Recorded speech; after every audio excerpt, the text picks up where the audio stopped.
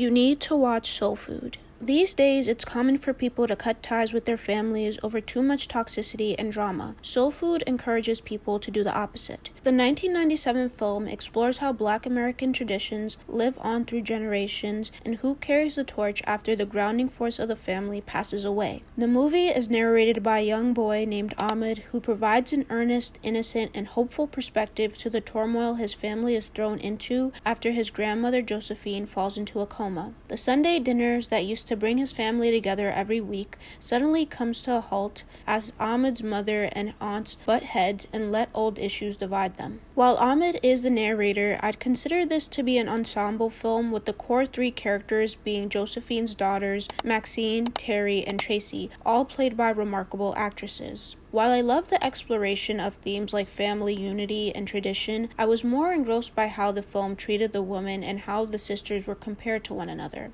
Maxine, played by Vivica A. Fox, is a stay-at-home mother who prioritizes family. She is positioned as the most likely to carry the torch of the matriarch because she has a stable marriage and is more traditional. Terry, played by Vanessa Williams, is the complete opposite. She is a lawyer who cares a lot about her job. Her commitment to work is portrayed as the reason why her marriage is unstable and her husband is unhappy. The idea that a woman who values work can also have a successful marriage is a common one in movies. Even though her husband initiates the true downfall of their marriage, Terry is still forced to be humbled and shed her cold exterior as though that were the true problem. Terry looks down on Maxine, but also envies her because she previously dated Terry's husband years ago. While I agree that Terry is justified in feeling somewhat betrayed by her sister's marriage to her ex-boyfriend, I think the only reason why she's still holding on to it is because she's in an unhappy marriage. Nia Long plays the youngest sister, Tracy, who is married and owns a hair salon. Her husband, Lem, recently got out of prison and struggles to land a job, but insists that Tracy let him handle it on his own. I thought this plot was the most interesting because of the lesson it was trying to teach. Tracy goes on to help her husband land a job, but she doesn't want him to know.